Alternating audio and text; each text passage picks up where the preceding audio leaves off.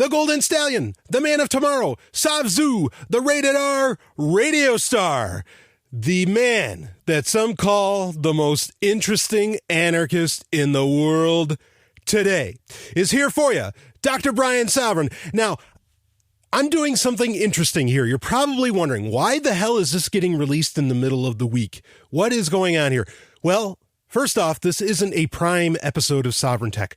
Okay, what you're getting here is this is a kind of, it's a full preview, as in it's the full episode, but in many ways it's a preview of what I release on Patreon regularly. And so I want, people to know what this content is like. Now, the other reason that this is coming out, okay, well, there's already episode 197 it's actually already recorded as I speak this, or as I say this. And it was a great episode, and I'll leave the surprise for everyone. But a promise that I made when I started doing this is the other reason that I'm doing this, but a promise that I made when I started doing the Patreon-only episodes, okay, was that if it was something super important, like crazy important, I wasn't, it wasn't going to be something I would make Patreon exclusive. I want to make sure that the best stuff, the best content is still coming out, totally for free for everybody to be able to consume, and make use of. So what this episode is about, I consider to be very important. The subjects seem to be, I consider to be very important. And a lot of Sovryn Tech patrons thought that this was just a fantastic episode and really important. So I want to get it out there. I want to make sure people hear this content. And what this episode is about is it's about the 10-4 event that Google held with, where they revealed the Pixel phones and more about Google Assistant, and all, the entire hardware line that they released. You can hear more about it in the episode, but I just want you to know, this is just a little custom intro. I just wanted you to know why this is getting released in the main Sovryn Tech feed. That is because I think it's incredibly important information to have out there. And so I want people to hear it. Okay. I'm not going to put the most important shit in the world, I'm sure as hell not going to put behind a paywall. Okay, I hate that when fucking entrepreneurs, quote unquote, put the really, like, the most important life-saving stuff. And this is how they sell it to you, right? They're like, yeah, sign up for our email list. Then their email list feeds you bullshit. And at the bottom of the email that you receive, it says, but if you want to really get the insider information on what's happening, that could threaten you and your finances and whatever else, you got to pay for it. And I think that's crap. Okay, the Patreon stuff's gravy. I mean, yeah, it gives me the opportunity, to talk about questions that you have and maybe little things that I consider fun, and it doesn't, clog up the prime Sovryn Tech feed, which is what I started calling, the main episodes of Sovryn Tech is they're the Sovryn Tech, they're the prime episodes, kind of like the prime universe. But anyway, I don't want to do that. I don't want to do that to people. Okay, so I thought this was a very important episode, and I want people to be able to hear it. And also, it gives you a little preview. I mean, it's the full episode that I released on Patreon, but it gives you a little taste of what gets released on Patreon, every week. And there are, usually 2, 3, sometimes even episodes a week that get released on Patreon, for Sovryn Tech. And sometimes I have great guests on. Sometimes it's just me. There's always the Wednesday Q&A. All kinds of shit gets talked about. So if this entices you a little bit more to become a Sovryn Tech patron, I would be honored, of course. But the main reason is to get this, what I consider very important content and very important subject out to everybody. And also because past couple episodes, I've had guests on and I haven't, been on like the usual format to where, I get into the random access or I get into the kind of the hot news or what's going on. So I want to make sure people have available to them, something that is very much the hot news that I just wasn't able to cover on a normal Sovryn Tech episode. And, here's the thing. If I get enough patrons or enough donations, however that ends up shaping up, if we get to $500 a month on Patreon, that means I get to do 2 episodes of Sovryn Tech a week. And that means no matter what, whatever's important that's happening can get out to everybody totally for free. And that is, I think that's, well, it's a goal I'm shooting for, and I think it's a good one. So anyway, I will just let this episode ride. I will not have any comments at the end of it, as I often do when I release, say an episode from something else. So Carpe Lucem, everybody. I'll see you on the other side. Episode 197 is coming on Saturday, and I guarantee you're going to love it. I mean, it was a good time, and at points a very serious time. But there was fun to add, believe me. So anyway, can't wait for you to hear that. So all right, here we go. We're off to the dreamland of Sovryn Tech on Patreon, and you get to enjoy this episode that's all about Grandma Google, Big Alpha Goog, and what is really causing all this. Here we go. How come? All ye unfaithful, lustful, and remember, none of you can be first, but a whole bunch of you can be next when it comes to Sovryn Tech, baby. Oh, woo! The man of tomorrow, Savzu, the rated R radio star, the Golden Stallion of the tech world, is here for, well, a little special. I told you I had more stuff getting cooked up for my Patreon audience this week, and here it is. Because, well, let's just say I have something special in mind, maybe for this week, maybe the next couple weeks of Sovryn Tech before we get into episode 199. Woo! And then episode 200. Woo! Woo! Woo! All right! But before all that, comes to fruition, I wanted to get this out there. And since I have the platform with Patreon that doesn't get in the way of the main Sovryn Tech, podcast feed, I do it here. And what I want to talk about is, and I don't know how often I'll do this for various events, but I might turn it into a little bit of a Sovryn Tech tradition. And that is whenever a company holds a major event, I will do a review of that event. And this week, on October 4th, 10-4, baby, as in, can you hear me now? Right, isn't that the old CB code? 10-4, 10-4, roger. Over, whatever. Google, Alphabet/Google, good old AlphaGoog. And you never want to forget that those two companies are in concert together. In fact, ironically, this is the first time, or not ironically, interestingly, this is the first time I'd ever really heard a lot of journalism, quote unquote journalism, a lot of tech journalism, actually talk about Google being a brand instead of being the company. Up until this event, really, and I think there's a purpose behind that, up until this event, really, everybody was still calling anything that had to do with Alphabet, they were still calling it Google. Okay, now understand, that there's a bunch of different companies involved here, with that comprises Alphabet. Like YouTube is its own company. Google is its own company. And, there's a whole bunch of other ones. Now, 10-4, the event, they just called it Google Hardware 2016. I think that's what they, it didn't really have a name at first. It had like a hashtag. I think it was a hashtag made by Google. So maybe that's the name of the event. I don't know. But in the overall news about it, people were calling it Google Hardware 2016. Now, this was an interesting event. It was a very small venue. Sundar Pichai kind of led it, and he didn't take it out either. He just, started the whole thing up, and then they had, presenter after presenter. Obviously, everybody just copies Apple's model as far as presentation goes. Really, Apple and Google are all copying other companies. Neither of them are genuinely innovating, except for maybe in one space, which we'll talk about, in a certain space that we'll talk about later. One space. Microsoft should jump on that. They're so obsessed with one. They really... OneNote, OneDrive. Maybe they should jump on that. Anyway, I don't know what they do with it. Maybe it'll be something in HoloLens. I probably figured something out. They didn't even, they didn't want anybody knowing. But anyway, we're here to talk about Google, not really Microsoft, at least not directly. This event was, in a word, if I were to, maybe I'll make this a tradition too. If I were to describe the Google Hardware 2016 event at the 10-4 event, if I were to describe it in one word, Here's the one word. Terrifying. If you gave me 2 words, I'd say fucking terrifying. And I want to break down why. But you know what? What's another part that's really interesting about all of this is that this time around, after this event happened, I wasn't the only one who must have been watching it and going, holy shit, does anybody not realize what it's going to take to deliver everything that Google talked about here? I mean, they revealed a bunch of different, a bunch of hardware. There's the Pixel. I mean, and we don't need to go into like all the tech specs on a lot of that. Not really, not for this little special here. And I'm not sure how long this is going to be, but this is important. It needs to get out there.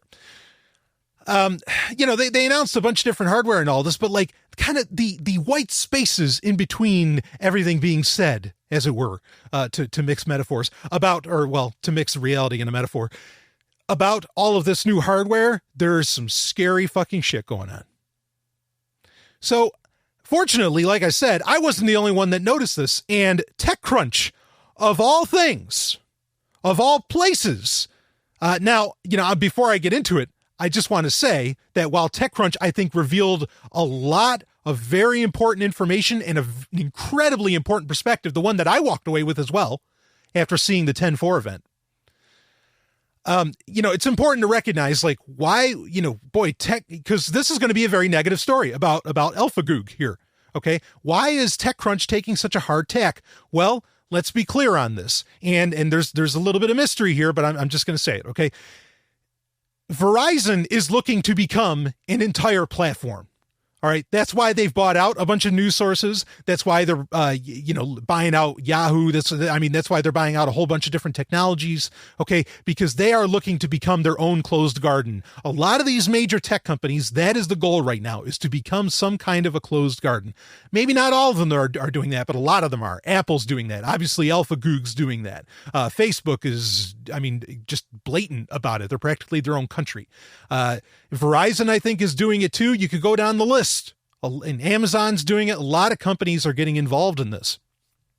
And while what might kind of throw off that theory that that's why they're ripping on Google is because they want to attract, perhaps people away from Google's platform overall, what might throw that off is the fact that, Verizon does very well selling Android phones. In fact, they have a lot of Android exclusives with Motorola and all of this. In fact, and this is very interesting, interesting, especially that TechCrunch would come out and write such a scathing article against the event, because the only carrier that will offer the new Pixel phones, which both of them, the Pixel and the Pixel XL, got announced at this 10.4 event.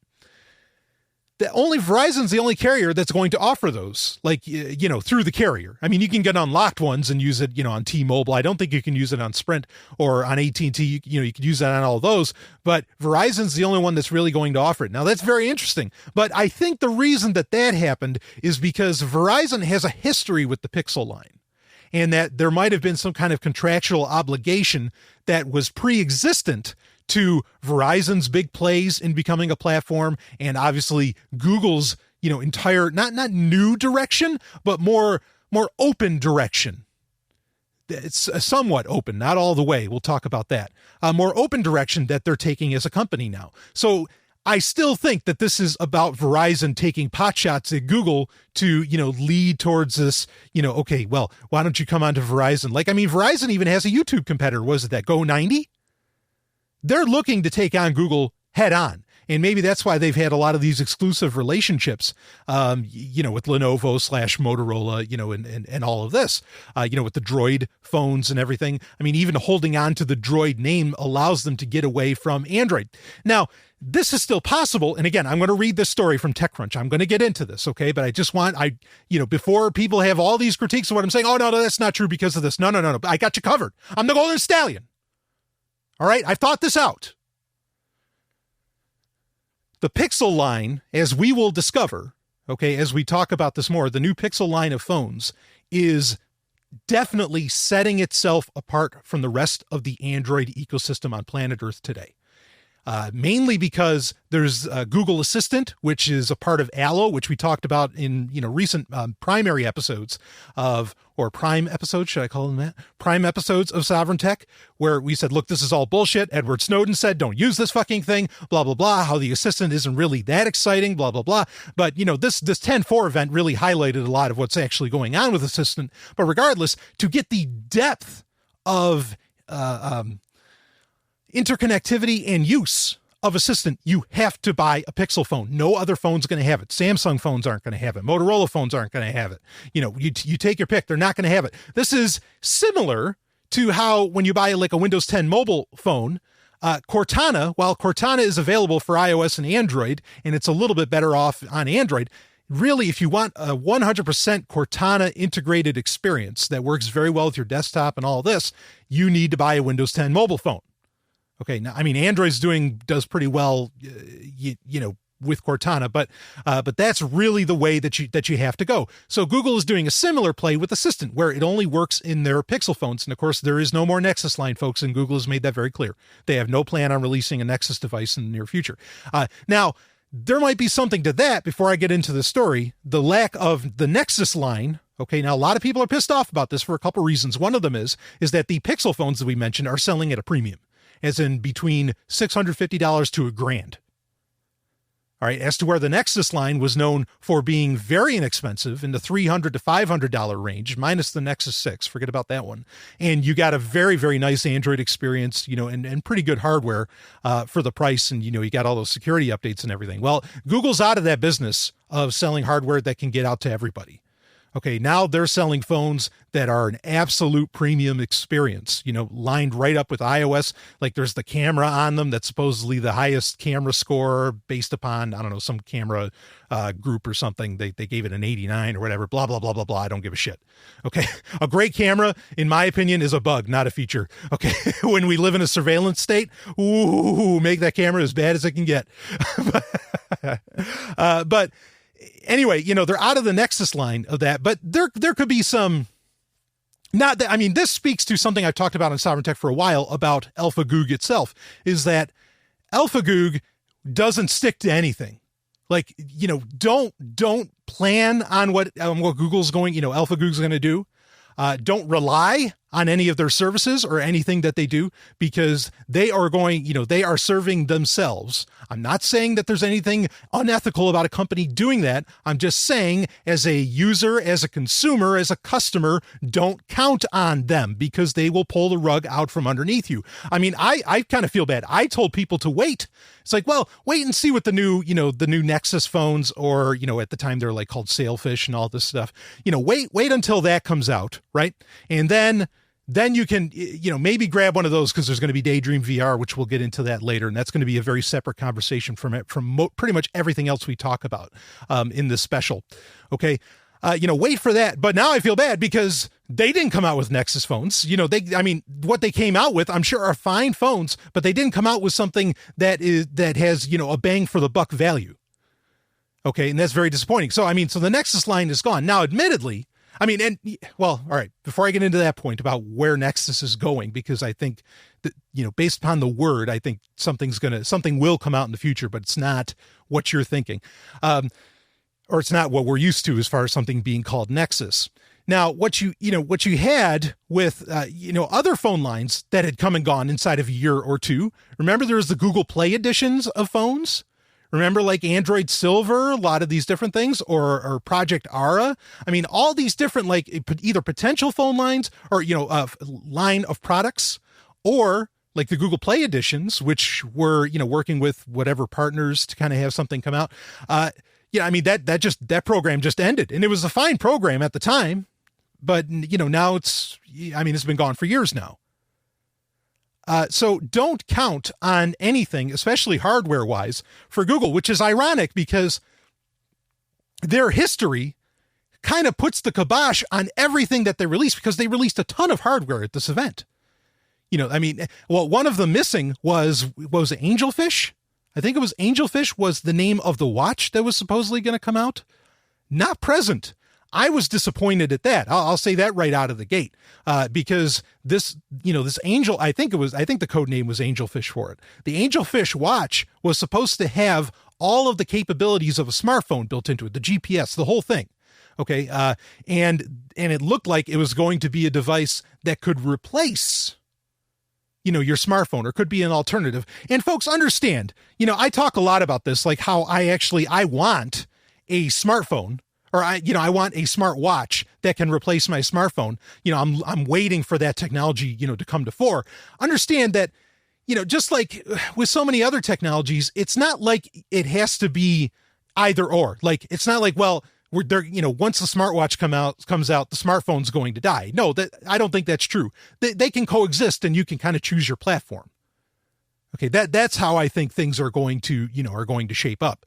Largely, there's not just going to be this only one way, to interact, in the mobile world.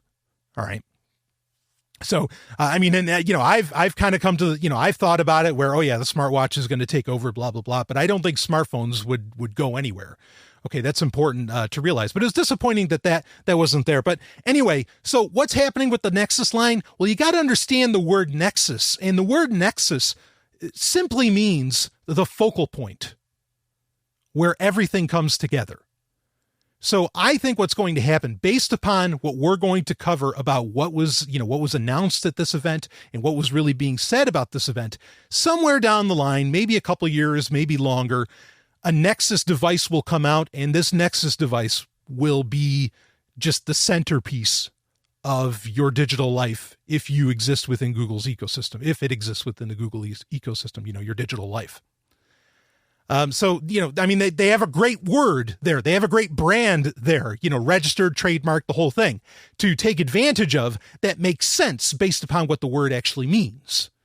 Okay. Because obviously they are moving beyond the idea that the smartphone is the center of your digital life. And they moved beyond it, I think, largely because, this is interesting. This whole event, this whole 10.4 event, all the hardware announced could have been in complete response to what Amazon has done, how Amazon, the dark horse just came out of nowhere with the Echo, with the Amazon Echo, and just shocked the world with a completely new platform. And and I think a lot of companies are just trying to catch up with that, trying to catch up and respond to what that happened. So there might be a pretty big pivot here that Google actually made. And that's why they've rushed out a lot of things, like a lot of what they announced at previous events in the past year have kind of fallen away, like the routers that they were designing, all this different stuff, because they announced a new router at this event, at the 10.4 event. And I think there's a reason behind that. But anyway, before we break down a lot of that stuff, again, much of the technology doesn't necessarily, or much of the, the more technical specifications don't exactly matter. What matters the most out of this event, I think, was what was said, particularly by Sundar Pichai. And there's some other commentary I want to make on it. And like I said, really, Daydream VR, the new VR platform that's supposed to make a premium mobile experience with virtual reality, that will be a separate conversation that we'll have later on. Okay, but understand that I think that technology in many ways stands in contrast and stands apart, I should say, not in contrast, but stands apart from everything else that I'm going to talk about really right now. And I'll explain more of that in just a second. But now, let's get into this. And again, I was shocked. This was by Natasha Lomas, which Natasha, nice work. And I mean this. Like, it is so rare. One of the reasons, I always say this, the reason I do Sovryn Tech, one of the reasons now, it's the first reason, but, other reasons have cropped up over time. But, the main reason that I started doing Sovryn Tech, 4 years ago, was because my opinions, my thoughts were not represented. My perspective on a lot of different tech news and tech announcements and all this was not being represented in any platform, mainstream or otherwise. Okay. And so I said, all right, if journalism's going to fail me, I'm going to fucking get behind the microphone and I'm going to tell it how it is. And that's what I do. Now, what's amazing is that TechCrunch here, and again, we already talked about the reasons perhaps why. Okay. TechCrunch here did some genuine journalism. Like, this is the real shit. This is exactly what, after any event, exactly what all of these tech news sources should be reporting. This is how they should be reporting. And I think you'll understand what I'm saying here. But good on you, Natasha Lomas. You're my hero right now. I mean that. Or my heroine. And the article is titled, Not Okay, Google. And this is from October 5th. I'm recording this on October 7th, 2016, so it's just a couple days fresh. This is great. Let's read it. At its hardware launch event in San Francisco yesterday, Alphabet showed the sweeping breadth of its ambition to own consumers' personal data as computing continues to accelerate away from static desktops and screens, coalescing into a cloud of connected devices with the potential to generate far more data and data of a far more intimate nature than ever before. Along with two new quote-unquote Google-designed flagship Android smartphones called Pixel, the first Androids to be preloaded with the company's AI assistant, that's the Google Assistant, and Stallion breaking in, like I said earlier, they're the only ones with it so baked in. They will offer apps for iOS. It'll be a part of Allo. They might offer like kind of an app you could download in the Play Store or something, but it won't be as integrated an experience. And, for an example of that, what that integrated experience would look like, the way that they were demoing it, at the Google event, and if I can think of it, I'll put the YouTube link for the event in the show notes, so you don't have to take our word, Natasha or my word for it. But the way that they were demoing it, it looked a lot like, I'm trying to remember what the name of the technology was, but Ubuntu phone had that. It wasn't, it's terrible. I wanted to call it shotgun, or maybe it's, no, not spyglass. It's something like that. Maybe it was, it's something along those lines, where it was, the idea was that with Ubuntu phone, it could actually, you wouldn't open up apps, just the OS itself would, based upon the context of what you were doing, it would access all the different apps. Ubuntu phone had this in the works 3 years ago. Okay, I forget exactly what the technology was called on there. Maybe it was Focus or something like that, or Spotlight. Maybe it was Spotlight. But anyway, that's the idea, is that it makes use, and of course this makes sense based upon what was talked about at Google I/O this year, where Google said you don't have to actually download the app anymore. You can kind of just use the app without downloading it. Well, obviously that is to assist Google Assistant in doing whatever's relevant for you. To take advantage, or, to take advantage of all the various apps and everything. Anyway, so reading on, with Google Assistant, and also including, so these are, Pixel preloaded with the company's AI assistant, Google Assistant, and also including fully unlimited cloud storage to suck users' photos and videos into Google's cloud. There were Google Wi-Fi routers designed to be bought in bundles to plug all those pesky in-home internet black spots.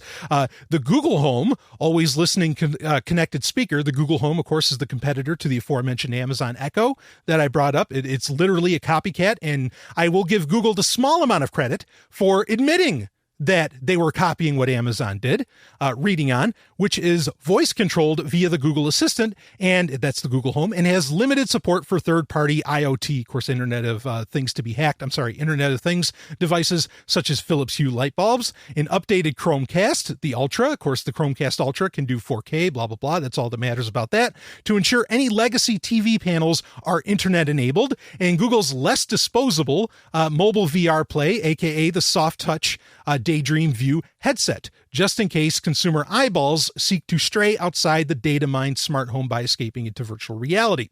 The scope of Alphabet's ambition for the Google brand is clear. Now, see that? Let me stop there. Stallion breaking in.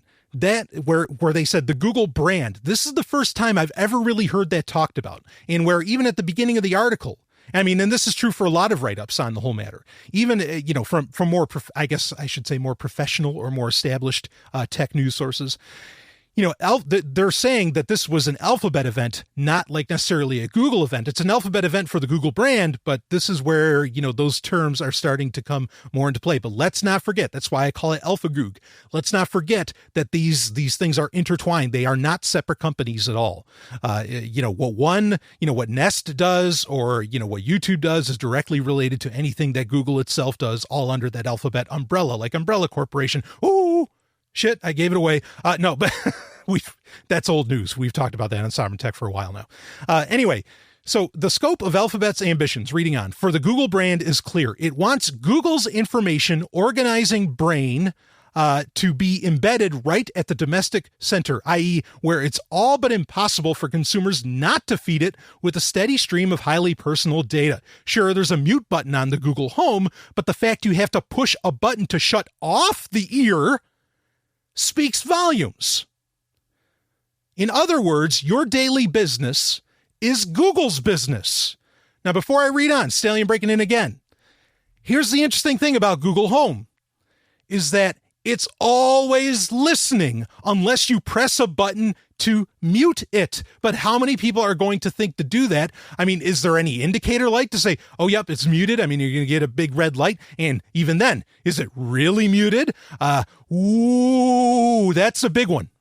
That point right there is huge. And I agree. I love the pun that, what is it? Sure, there's a mute button on the Google Home, but the fact that you have to push a button to shut off the ear speaks volumes. Let's read on. Quote, we're moving from a mobile-first world to an AI-first world, end quote, said CEO Sundar Pichai, kicking off yesterday's event. And AI, of course, has an appetite for data like no other technology before it. Machine learning needs information to mold its utility. It's a data-powered circle that can't function in the dark. The Alphabet vision for hardware, quote-unquote, made by Google, is thus to sell the pledge of convenience to consumers. And through the sales pitch and its accompanying suite of connected all devices to transform personal spaces into rich repositories of user intel that can continue to fuel its ad targeting engines for decades to come. We're very far beyond the moment in the modern information age when most of the queries and curiosities of digital consumers could be funneled into a single Google-branded search engine. Hence, the company, formerly also wearing the Google brand name, working so long and hard to push Android's reach as far and wide as possible, beyond phones to a huge range of hardware. And now Alphabet is seeking to accelerate that process with a consumer-facing AI-powered service layer that works to make Google just as hard to avoid as it used to be, back in the days of the simpler desktop web. So, yesterday's, and this is referencing the 10.4 event, Big Connected Hardware Unboxing is really about reinvigorating and repositioning the Google brand as the go-to keyword for the Internet of Things era 2. Now, I'm going to stop there for a second, okay? The point that they're making is that, in 2007, or, maybe a few years after that, like, when you got on the Internet, you went to Google just like that. And that has changed. People, maybe they go to social media first or something like this. And so Google wants to make sure, because their social media efforts have fucking flopped, okay? Google wants to make sure that you are still giving them all of their data and you're not handing it over to Facebook or, whoever else that you happen to be dealing with. That's one of the key points here, but there's more. Let's read on. So yesterday's big connected, or we already read that. Okay, notably, and unlike rival virtual assistant technology such as Amazon's Alexa and Apple's Siri, Alphabet is firmly retaining the Google brand name here at the consumer-facing end of the AI pipe, requiring those who buy into its smart home and AI assistant to give literal voice to the Google brand day after day, hour after hour. Quote, okay, Google, turn off the lights in the kid's bedroom, end quote. Ugh. That's icky enough in my view. But what's really not okay, Google, is the seismic privacy trade-offs involved here. Okay, before I go on, I want to stop here for a second. This is one of the most horrendous things I thought that I saw in the whole event, all right, is that they showed how on the app that controls like Google Home and the Google Wi-Fi routers and all this, that if you want quality time with your kids, they were pitching this to the parents, okay, if you want quality time with your kids, you can turn off the internet connectivity of their devices through the Google Wi-Fi router. What in the goddamn fuck? And when does that ability get turned off? Will kids figure out a way to work around that? Oh, I'm sure of it. Okay. But just the implications alone, I bring this up all the time. Okay. But people don't fucking realize it. Is that these tech companies, they're not just giving you dumb technologies, okay? They are bringing with them a lot of ideals, a lot of ideology, okay? Some of which is not very freedom-oriented. A lot of which is very conservative, even though you'd think, oh, Google's a super liberal fucking company, blah, blah, blah, blah, blah. Okay, well, I thought liberals, were all about letting the kids do whatever the kids do. Oh, fuck no. This is conservative bullshit right here, that you would turn off, your kid's device. I mean, at what age? It's going to be like some kind of rite of passage. Oh, my parents finally said that we'll never turn off your internet device again, Johnny. I mean, what the fuck? Does anybody else not see how ridiculous, how controlling that is? I mean, what happened to allowing children to explore, to incentivize learning and all of this when they have to be concerned, oh, what am I looking at? Or, oh, mommy wants to talk to me. So, how about mommy and daddy respect their child and say, hey, would you mind if I talk to you? Instead of forcibly turning off their fucking internet connection. Where's the peaceful parenting in that? Where's the advanced parenting in just like being able to, oh, well, I can just turn off my daughter's shit. Crazy. And the fact that you can control whatever's going on. I mean, the kid won't go to bed, or, you're out having a night on the town. You're wondering about what the kids are doing. Oh, well, maybe they're up watching TV. Well, we'll fix that. Okay, Google, at home, turn off the television. Make sure Deborah or whoever, isn't watching anything. Whoa. That would have killed my childhood. I don't know about you. The spice of life was when the parents were away, and I could watch Kiss versus the Phantom of the Park or other things. What the fuck? Reading on. So that was really, I thought that little aspect, and they just mentioned it like it's nothing. Like, oh yeah, this is a great feature you'll love. I thought that was fucking disturbing.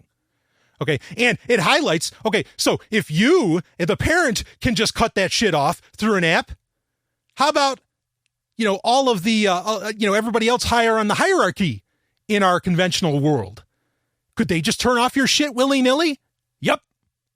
If you can do it to your kids, the fucking NSA or Google or whatever corporatist bullshit could do it to you. You just lost control if you buy into Google's ecosystem. It's not to say there aren't open alternatives. Anyway, let's read on. That's icky enough in my view. I agree. But what's really not okay, Google, is the seismic privacy trade-offs involved here and the way in which Alphabet works to skate over the surface of these concerns. Quote, we want to help you get things done in your world, end quote, was Pichai's pitch for the Google-branded smart home and Google's AI generally. Quote, we are excited about building a personal Google for everyone, everywhere, end quote, was another of his marketing sound bites, putting a few threads on this sharp-elbowed rush for AI. Yes, he literally said that. In fact, he even tweeted it. What he does not say is far more interesting, i.e. in that in order to offer its promise of quote-unquote custom convenience with predictions about restaurants you might like to eat at, say, or suggestions for how bad the traffic might be on your commute to work, it is continuously harvesting and data mining your personal information preferences, predilections, peccadillos, or whatever, prejudices, and so on and on and on. AI never stops sucking, or never stops needing data. Of course, maybe never stops sucking. That might be more accurate. Reading on. Not where fickle humans are concerned. So the actual price, this is huge. So the actual price for building a, quote, personal Google for everyone, everywhere, end quote, would in fact be zero privacy for everyone, everywhere. Doesn't sound quite so okay, Google, now does it?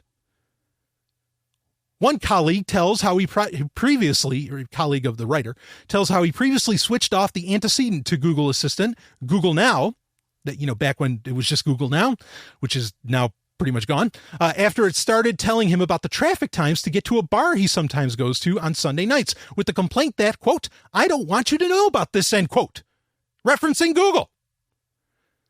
Reading on, so while we should not be surprised to find zero mention of security and privacy in Pichai's pitch for a quote-unquote personal Google, and he didn't say anything about security and privacy. They didn't mention those words for a second, which stands in contrast to Microsoft and Apple, quite frankly. Reading on, nor should we give Google a pass for failing to be transparent with consumers about the massive trade-off they are making when they pay for its hardware with their privacy and now their cash. This is the funny thing. Like, how many companies Okay, Facebook and a whole bunch where they do pretty much give you everything for free, right? But it's free as in it doesn't cost you any dollars. All right, like you don't have to put anything up front, but you are paying for it with your user data. You are paying for it with your privacy. And here's, just the pure moxie in a negative fashion, okay, of Google saying that, well, we're going to take your privacy and we'll take your money too. And again, they are selling most of these devices at a fucking premium. There's no discount for selling off your user data here whatsoever.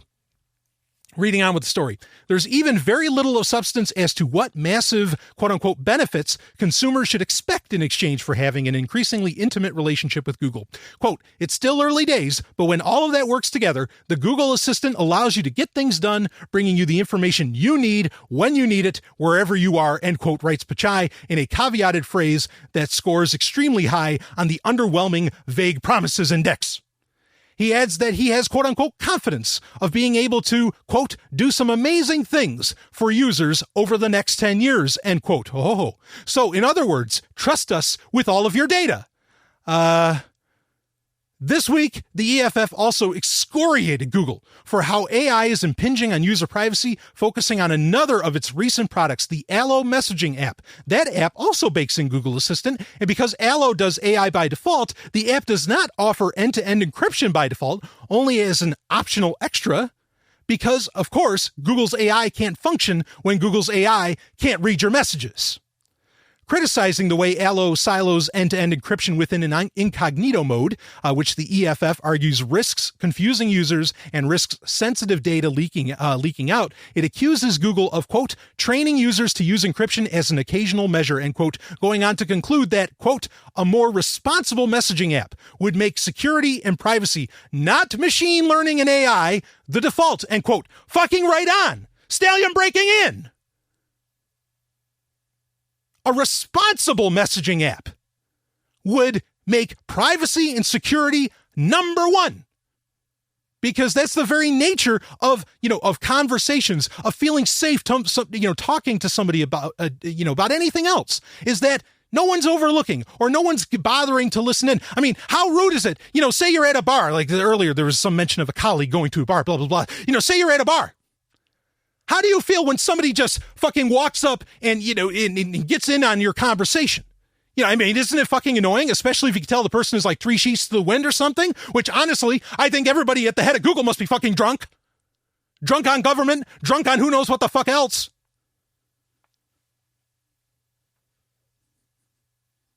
It's annoying. It's rude to do that. Okay. And so, if we're going to create a messaging service, shouldn't security and privacy and the inability of someone else to be listening in, automated, an AI or a real person or whatever, shouldn't that be the way things go? Yeah, I would think so, because it's the very nature of human conversation as it has developed over thousands, if not millions of years. But Google thinks otherwise. Most companies think otherwise. And it's a shame because they're using, it might not be the best implementation of it, but they're using the Signal protocol to get in touch with this, which, by the way, this week there was, not a scandal at all. In fact, it was a great story that Open Whisper Systems came out and said, we got visited by various alphabet soup organizations and we didn't hand anything over to them because there's nothing to hand over because we don't keep your data. Because Signal encrypts everything end to end the way it should be.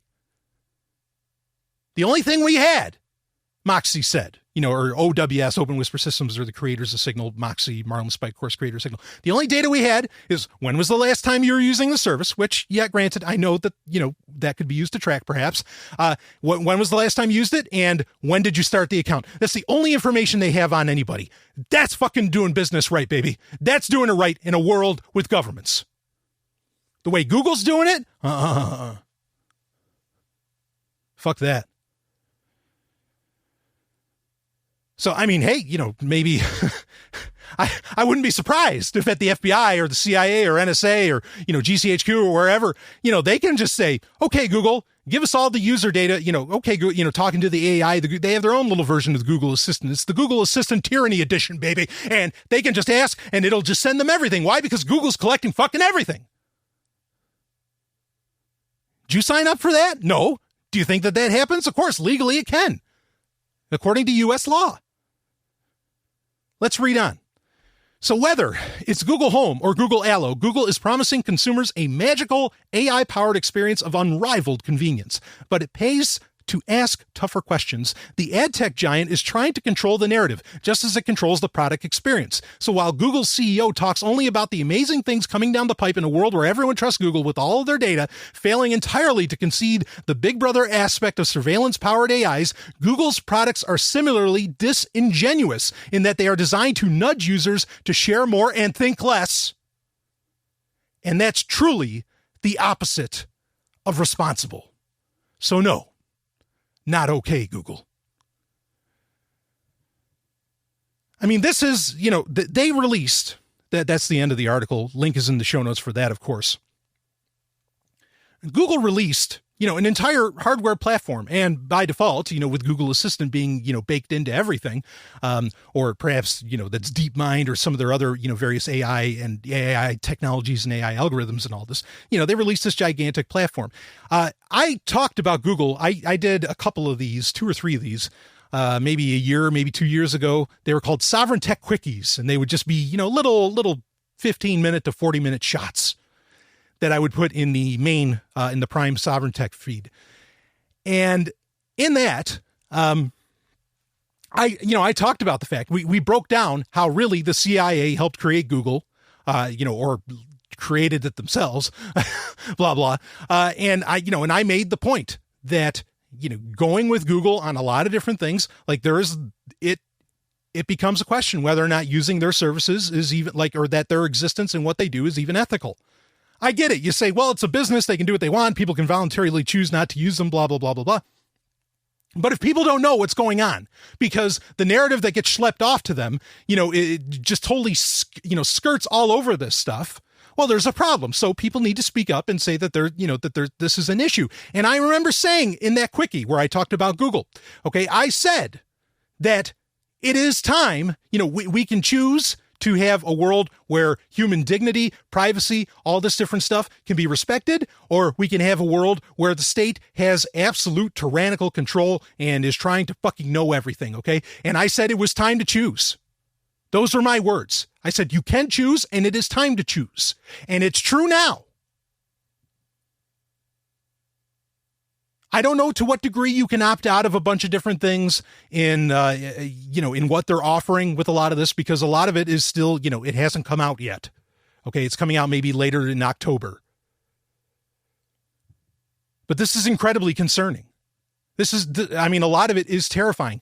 It proves the point. This is becoming, in a lot of ways, so much of what's getting developed in Silicon Valley and a little bit elsewhere, engineering wise and otherwise, is really becoming a zero-sum game.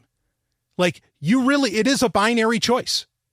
When we talk about, in fact, there was a great episode that I did with Brett Venat, and that I did with Andrew from Puke and the Gang, where and it was a very, there were some fun moments, but it was a serious episode talking about the future of Tesla and self-driving cars and all this different stuff. That's available to Patreon listeners. You can find that. Okay. But we were talking about it, and I brought up the point that a lot of engineers are now admitting that if you want to have self-driving cars to really work, if you want them to, have that whatever closest to 100% efficiency, or even, to the point to where they're even practical, you are going to have to get rid of the non-self-driving cars. You're not going to allow to have, I'm not sure a term should be thought up for, you don't want to say manual because that sounds like the transmission, but for cars that have a steering wheel, effectively, you're going to have to get rid of those if you want a future with self-driving cars that actually makes sense and is practical. And I think that this is happening elsewhere for a lot of this stuff that a lot of these companies are getting on board with. And I didn't even touch on the fact that, Google, Amazon, Microsoft, Apple, and every, all these big companies are coming together on some kind of like AI initiative. Okay. That's another story entirely. All right. But for there to be like this AI, this super convenient, this blah, blah, this future that Google and whoever else keeps on showing off, is that to have that that Google, that personal Google for everyone, everywhere, you have to completely eliminate privacy as you know it. You've got to get rid of it. You don't have a choice. I mean, and it's interesting that it really is a huge point that Sundar Pichai did not once say the words privacy or security, because they have to know that everything that they're developing, while maybe not so much the security, but privacy, security's cousin, they are separate things. Okay. But I would argue that you really can't have one without the other. Like, you can't have actual security without privacy. They aren't there. I couldn't believe it when I watched this. I really couldn't. I have a lot more, to say on it. I'm not done here yet. But the thing that I really wish for is that whatever this fucking future that a lot of these, tech giants are trying to build, not just AlphaGoog. I mean, I think Microsoft is actually pretty open. Like, they make whole videos about what they plan on their future being, and they keep trying to build it. And to some degree, they do a job of it. And one could compare like what Microsoft is doing with Cortana. Like I've been saying on Sovereign Tech Prime episodes, I've been saying how, Cortana is really the operating system now. Obviously with Google, it's the same deal. Google Assistant is the real technology. Okay. Everything else, the hardware is just, that's just gravy. Okay. The hardware is just about getting Google Assistant in more hands and more in more range and listening to fucking everything by default. And there is a tyranny of the default, folks. But I just wish that these companies would say what their plan is. Like, what exactly in doing this? Like, what are these amazing things? Like, well, Sundar Pichai said it. He said in 10 years, we're going to have amazing things. What are they? Let us know. Let me know. That way, I don't have to like flip out and just say, well, shit, this is just corporatism. This is all about control. I mean, maybe that's what it'd end up being about anyway, if they ever did actually say what they have in mind. But fucking tell us. Stop the bullshit. But they don't. That's troubling in and of itself. Is there a requirement that they do that? No, there's no fucking requirement. Okay. But there's also no requirement on my part as a consumer, as an individual, to use their shit. Okay. Or to like it. I can get pissed off about it. I can complain about it. I get sick of this. There's so many people in my fucking social media feeds and wherever else that anytime you complain, if you complain about the headphone jack, if you complain about, whatever you happen to complain about with the company, some fucking fanboy comes up and starts opening his goddamn mouth, and starts saying, like, well, there's nothing right. I mean, it's not unethical for them to do this. No shit. But also it's not unethical for me to bitch, for me to say, God damn it, this is bullshit. There's nothing unethical about that. There's nothing unethical about me wanting to warn other concerned individuals that, hey, this might trample all over your human liberties like King George wishes he could. Or Queen Hillary. Or King Trump.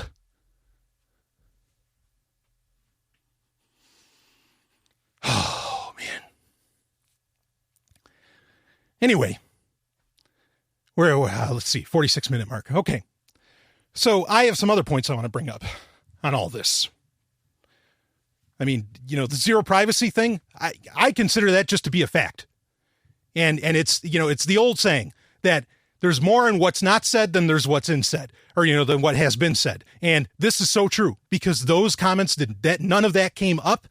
And the fact, what blows my mind too, is that, I mean, it was kind of a deadpan event in a lot of ways. Like nobody was really clapping. I mean, you watch that event, I mean, and this is laying out a huge plan for Google, right? This 10.4 event, you watch that event and then you watch Microsoft's event from last September. I mean, and you're going to see a night and day thing. I mean, people were fucking applauding, and this because it was an exciting event, and I'm not being a Microsoft fanboy, speaking of fanboys. Okay. I have plenty of beef with Microsoft, but I'm just saying you can watch those two and it's like, wow. Yeah. I mean, and maybe the people in that room were just smart enough to say, wait a minute. I realize what's going to be needed for this to actually work, for this to actually do what's being done. Maybe that's what's going on. Because I mean, there's very little applause at it, but I was shocked that, I mean, there's a lot of people, oh, this is really exciting. Look, this is coming out, blah, blah, blah. I mean, there was people pissed off that, the Nexus line was dead, that the great budget phone line was over. I mean, and I'm disappointed that it's not a thing either, any longer. But let's get into, all right, let me shake things up a touch. Let's get into a couple side comments that article didn't really bring up. The unlimited storage of photos, okay? This, I think, because that was something that was announced, because the Pixel has this great camera, and so now they're saying, well, with Google Photos, we'll now give you unlimited storage of HD photos, okay? Which previously, if you wanted unlimited storage, you would have, you could only use standard quality, your standard definition photos. Those are the only ones you could save. But with a Pixel, you can save the HD ones. Now, this is interesting because I think, to me, based upon everything else that this event was about, it really highlighted that what all of this photo storage is really about. And I think it highlighted some other things too. Okay. That photo storage is really about, I mean, it's so funny because Sundar was even admitting it. Like, he was talking about, what DeepMind and what all these different, what AI effectively at Google can do to help you, in your day and all this. And they were showing off how, like, they showed this picture of a train during the keynote. And it said, well, a few years ago, we just knew that there was a train, but now we know colors. We know all this. We know all this. Now, this is why they offer free storage of photos, folks. It's to train their fucking systems. It's to improve, honestly, their surveillance society. Okay, I mean, you can say it's just a tool and it depends on what it gets used for, right? Sure, that's fine. I mean, that's true. I'm not saying it's fine, but, to some degree, that's true. All right, but, I mean, is Google fighting the government in any way? No. I mean, and if you go by a lot of WikiLeaks' personal research on the matter, they're in bed with the government, particularly Hillary Clinton. If you go by that. But you don't even need that. But I mean, that's what this is all about. All that photo storage. Oh, we want to store your photos in the cloud, blah, blah, blah. It was all about training AI. But to what ends? That's the other thing. We still don't know. And you could say, it's to, make the, human life easier, blah, blah, blah, blah. I don't know that anybody's having that problem. If you want to make human life easier, find a way to make it, less necessary for humans to have to work. That's what, it's all going to integrate into your calendar. We'll give you a full briefing of what goes on during the day. They even said it. They said, well, if the president gets a briefing every morning, why can't you? I mean, that's practically validating the point that, or the idea of having a president or something. Like, now, how about we just get to the point to where, we don't have to fucking schedule so much shit in a day? How about that technology? I'm not saying there's anything wrong with hard work. Of course, I'm not saying that. I'm just saying that it's kind of bullshit. If the idea is to make life more convenient, this is not the direction to go. And to some degree, I know Alphabet is planning on in the other direction that I just described, because, I mean, Larry Page has come out and said that's one of his goals, to where houses cost, just a few thousand, not 50, 60, 70, 100, 200, $300,000, then that people don't have to put in so many hours, blah, blah, blah, blah, blah, blah, blah, right? But I mean, if the cost of getting to that is by, somehow, just programming people's days into being so goddamned efficient, okay, by trampling all over the privacy and still having government at the same time to keep track of what anybody, ever does, which, I mean, that's crap, because that's really how you innovate. Innovation happens in the cracks. Innovation happens in between, in the real white spaces, is where innovation happens. That's where new ideas come from. And if you're just going to track every little thing that everybody does, blah, blah, blah, I mean, who knows what that's even going to do to kill imagination, whatever. I'm getting way off track. Okay, my point being is that photo storage is not about making your life easier. It is not about you being able to share your moments with friends and family. It's about feeding their fucking AI. For what purpose? We don't know. Now, the other thing is the touchscreen keyboard, okay, which are the greatest, touchscreen keyboards are the greatest keyloggers of all time. Okay, you could argue that every keyboard is effectively a keylogger today. If you want to argue that, I get it, based upon whatever operating system you're using, fine. All right. But the reality is that, I mean, like when Microsoft goes out and buys SwiftKey, why are they doing that? Because it's the most used, keyboard outside of perhaps the Google keyboard in the world, and getting access to what people type out. I mean, you are helping out with language functions for an AI. It is all to make this AI better. But again, what is the ultimate goal? And it ain't to make people's lives easier, baby. Because like I said, the way that it's making that happen isn't really making, I mean, it's making more efficient workers, but it's not really making more efficient living. You know, it's not making more fulfilled lives. Not really. So, you know, keyboards are even about, you know, just helping out with this AI. Everything is to toss it all into machine learning and AI. And, you know, here's something else too.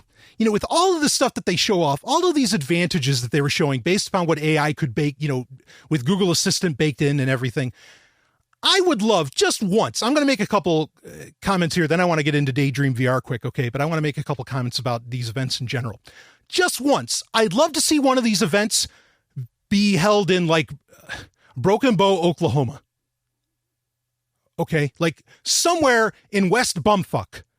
And I want them to show off all these fucking technologies. How, oh yeah, Foursquare does this, blah, blah, blah, blah, blah. Because I want people to see that where a lot of people live, hundreds of thousands, tens of thousands, millions around the world, people that live, because they don't live in cities, or perhaps even big cities, I want them to see how that technology, how this wonderful future that they're bringing on is fucking meaningless. Or, and this is another one, this is another thing, I'd like them to say, you know, when they're testing out, see, it'll play the latest Adele album, or it'll play, you know, the latest song from, I don't know, the Chainsmokers, whoever the fuck they are. Okay, you know, talk about a terrible name. I mean, you know, whatever. Instead of saying that, I want them to say something like, yeah, play the latest, I don't know, play the latest Amaranth, okay? Or play the latest, Kicks, or play the latest Crocus, you know, or something. I want them to show me, you know, it doesn't impress me when you can get a bunch of information on somebody that's, you know, that everybody knows who they are. Because everybody knows. You don't have to give me that information. It doesn't mean anything to me. We already know. Adele has 5 albums. Okay, well shit, I knew that. How can you not? Because everybody's into it. No. Show me the rare information. Show me you compiling stuff, you know, that I would have never found before. Not the stuff that's so readily available. I mean, you could find it out by walking through, the line at the grocery store. All of these events like this, including the one, like I said, there was a great presentation, but even like that Microsoft event, you know, last year, all these different things, they're all bullshit, man. Every single one of them's fucking bullshit because they're not showing you, they're not doing anything. Yeah. Oh, wow. Wow. You can do all that in San Francisco? Yeah. Well, step outside that city and let's see how well that technology works. It doesn't work for shit. So you're selling me bullshit right out of the gate. But that's part of the reason they're selling all this hardware is to somehow improve it overall, perhaps. Maybe that's the argument they would make. But why don't you tell me that? Explain that to me. Be honest. None of these companies are honest at all. And yet people just want to give these companies everything about themselves. When they are not telling you shit. Not really. Oh, I get so annoyed with that. And it's so funny because again, you get these people, a lot of ANCAPs, a lot of capitalists, and they're like, oh, isn't it great what the future does right now? I just discovered this new music, blah, blah, blah. It's amazing. Everything's getting tailored for you and all this stuff. No, when I open up Google Play Music, there's never a photo of there's not a photo of Alice Cooper or, there's not a photo of Lou Gramm or there's not, go down the list. There's not a photo of that. It's always something that's, like some pop star. It's always because they're it's this vicious little circle, little circle jerk. Okay. Where, the record companies are paying them, hey, you show this off this month, and they're never giving like deals on really rare albums and all this stuff. Like it's all bullshit. These algorithms aren't making my life better at all. And they're not making anyone else's life better. Like, I could think of, even if you're into pop music, right? Okay. Let's do this for example. If you're really into pop music, if you're into like very sexy music, if you're something that has like a really tight hook to it and all that, there is actually rare pop music that, doesn't get played on radio, doesn't get played anywhere, but it's phenomenal. All right. Like if you're really into Usher or I don't know, whoever you're into, like look up Ace Young. Okay, now Ace Young had like had a 15 minutes of fame on American Idol a few years ago. He was like number 5. He was like the 5th finalist or whatever. I mean, he wasn't even the finalist, but he was like number 5 and a 5 back, whatever, 5th runner up.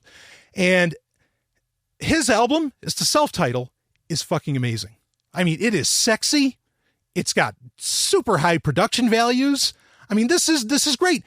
I guarantee you, iTunes, Google Play, Microsoft Groove, Spotify, who's serving up a ton of malware to you. Woo! Google that shit. If Google will even show it up, preferably use DuckDuckGo. Okay. They're never going to tell you, if you like this, you should listen to Ace Young. No, because the algorithms are bullshit. They're largely controlled. I mean, there's like a certain amount of bands that it works within. And it's usually people that, and these tech companies are on the take from the recording industry. Frankly. I mean, you're lucky if you can find a new release by a band that's been around for 40 years. And you'd want those new releases because a lot of bands that have been around for 40 years. They're geniuses, they're masterworks, and they're still making great shit. But I digress. I got off on a bit of a tangent there. I'm just saying that it's all crap. Like, it works. And it's going to work better as people, buy into the bullshit narrative. If they really knew what was going on, it'd be different. And I mean, but it drives me nuts that, these people clap, this technology is amazing. This technology is amazing. When if you stepped outside of Silicon Valley, it's meaningless. Right now, anyway. They're trying to make it not so much, but not to your advantage. It's really to everyone's detriment, like we were just talking about. I mean, zero privacy is what is required. Okay. It's zero sum.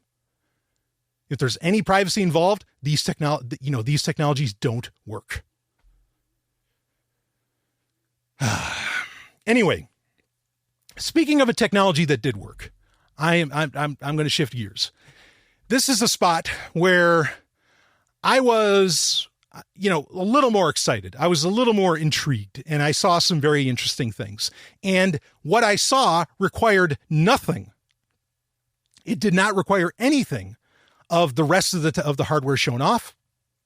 I mean, supposedly it required the Pixel, or maybe they just didn't show the best demos. Okay. But when they covered Daydream VR, and it was a very nice presentation that they showed off, the things were like, they went into a museum, and the museum, like if with Daydream VR, with the experience that they went through, like you could look at a fossil, and then you could make that fossil come to life and, have the skin layer come over it and then swim around in the museum and everything. And I mean, it was really cool. Okay. I dig that. And what they did, like the Daydream VR headset, very nice, like it's very comfortable. It's actually like a felt. I mean, it looks like a very premium thing. I'll give them, and they cost $79 on its own. Though I think if you pre-order a Pixel headset or a Pixel handset, a Pixel smartphone, you will, you get one for free. The Daydream, everything they did with that, all that looked fine. But honestly, all those experiences that they showed off really, A, don't need to infringe upon privacy. And B, I don't know why they need a Pixel. I don't know why it needs an entirely new, software platform, or why it needs new hardware. I was very confused by that because I was expecting Daydream VR to take advantage of Project Tango, which Lenovo's first Tango phone isn't coming out until it might come out the end of this year. Might. It keeps getting delayed. So I'm very confused as to what exactly, what does Daydream VR need? I mean, does it need more RAM? Is that all? Well, there's lots of phones that have 4 gig of RAM now, and that's all that comes in the Pixel phones. So I'm a little confused by that. I think there might be some degree of a marketing trick on that part. If you want, there are other. This was kind of bullshit too, because Google said that the Pixel phones were the first phones to have Daydream VR, which isn't true. The ZTE Axon 7 has Daydream VR. It is the first phone to have it, and it costs half the price of all these fucks, of the Pixel phones. So, I mean, that end of the deal is very confusing, but I appreciate the mobile concentration on virtual reality. What they showed off, I thought looked really cool. Okay. I dug that. I think the headset is very nice, but again, I can look at that technology and say, okay, fine, because it doesn't require all the bullshit that we've been talking about this entire special. So, hopefully this will get opened up. I mean, there's already, and we've covered these on Sovereign Tech Prime episodes where, you have, Intel is coming out with their own headset where, the computer's in the headset and all this. AMD is developing one. I mean, a bunch of different companies are, and I think even Oculus was coming out with, I think they just announced that they are developing a headset that doesn't require a computer. So, the idea of VR becoming a mobile experience is really a thing. It's happening. It's going on, and there's a lot of different companies getting involved in that. And largely, I don't think, other than, licensing deals, meaning like with Harry Potter, which they showed off at the 10.4 event here. Other than that, I don't think there's any way you could really make a specific experience that another headset can't really provide. With Daydream VR, I was kind of expecting that to happen, but it didn't. And there's no new technology in there unless they neglected to tell us that Tango's inside these things. But I'm sure that, once iFixit or one of these companies gets their hands on it, they're going to be able to tell if there's all those extra sensors or what. So I don't know. That was it, like as cool as the Daydream VR, portion was. I'm kind of confused on why exactly you need, a new level of smartphone. I mean, like, is it because it's using like the Vulkan processing technology? I don't know, graphics technology. I'm not sure. And that's Vulkan with a K, by the way. So whatever. Anyway, the Daydream VR thing, like I said, I thought it was great. I thought that looked really slick. I thought the headset looked really cool. I have no beef with that. Because it's just a dumb little technology that you put your smartphone in, and it has a little wand for the controller. Great idea. Of course, who are they copying? They're copying Nintendo. People miss this. I talk about it a lot. The Wiimote was genius. I knew the Wiimote was genius, and I'll tell you how I knew it. Because one thing, as a gamer myself, okay, and this directly correlates to the Daydream VR headset with its little remote controller that acts as a controller. The Wiimote with the Nintendo Wii, I was a huge fan of the Nintendo Wii. Of course, it's still the best selling video game console in history. Okay. People forget about that. Nintendo had a smash success last generation. I mean, it really did. When I was playing the remake of GoldenEye, and it was a great game, by the way. But I was playing that, and one of the things with consoles in general that I've always hated is twin stick first-person shooters. Like, not because they're first-person shooters, but because the controls feel weird. Give me a keyboard and a mouse, and I'll be happy. But Nintendo figured it out. With the Wiimote, you got to use the Wiimote like almost a scope, or, it's a pointing device, just like a mouse acts as. And so they figured it out, how to do, living room gaming, as in on a console without a keyboard and mouse. Okay, how to do living room gaming for first-person shooting. They solved it with the Wiimote. And I said, this controller is pure fucking genius. Now, I've said that about every Nintendo controller, and whether it was able to get shown off at its time or not, usually ends up becoming a reality. I think the camera button is still a great idea. Okay, that was on the GameCube, or on the N64 controller, right? But that's another story. But the Wiimote was genius, and it's coming to fruition now, just how brilliant. And people used to make fun of that controller, but just how brilliant it is, because it is going to take VR by storm. Okay, and especially mobile VR. So, I mean, great work on the headset, Google. I'll give you that one. But that's the only one I'm going to give you. Otherwise, everything else you did here, either A, doesn't make sense, B, is bullshit, C, tramples on human liberties, D, you're not telling us what the end game is here. You don't have to. There's not any kind of requirement, but I am not going to trust you until I know. I'm not going to trust you anyway. but I mean, I'm not going to recommend others to trust you. Okay. I mean, and I don't recommend anybody trust them, because you don't know what the end game is with all this stuff. Obviously there's something really big being developed here. And it was, and I'm not speculating. Sundar Pichai said it. He said, 10 years from now, there's going to be something amazing. What is it? Maybe I would find it so goddamn amazing that I would sell off my privacy. I'd become a privacy whore for you. I mean, I don't think I would, but you get my point.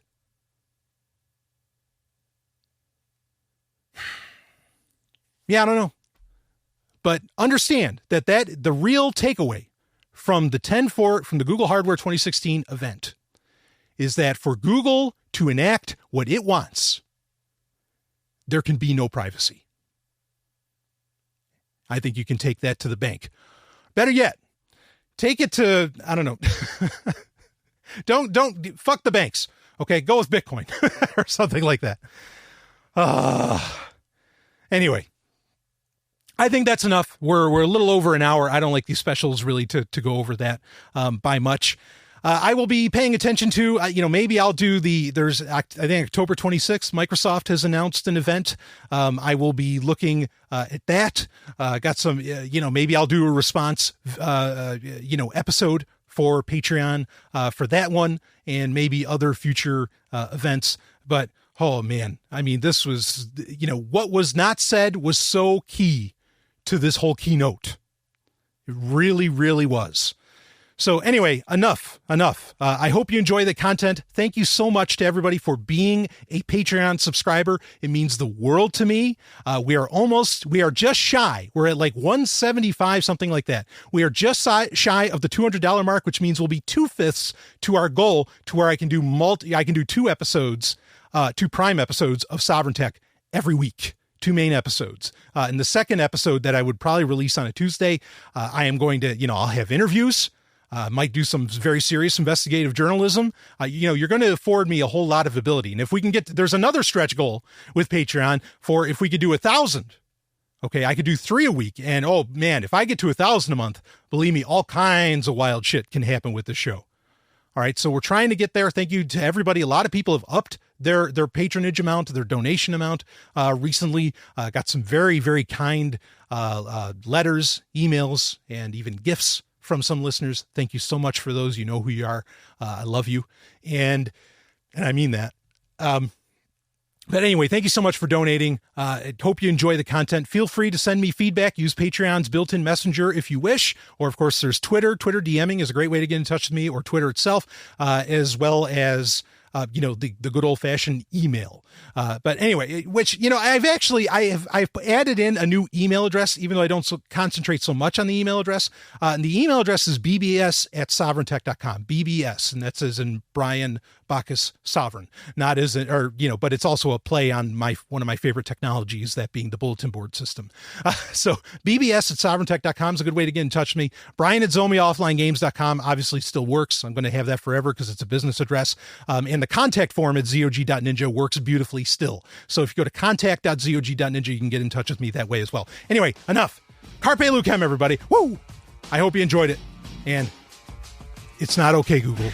Don't buy into their platform. Don't buy into their ecosystem. They're going to walk all over you. I'll see you on the other side.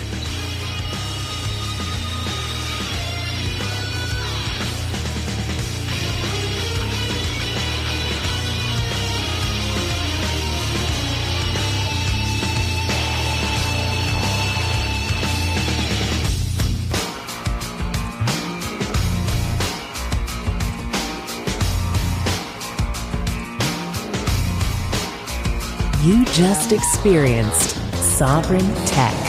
Go to sovryntech.com, that's SOVRYN tech.com, and connect with us there. Find links from today's show and catch our podcast feed.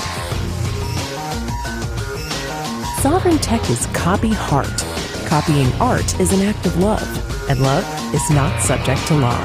So please share the show however you like. Welcome to the evolution.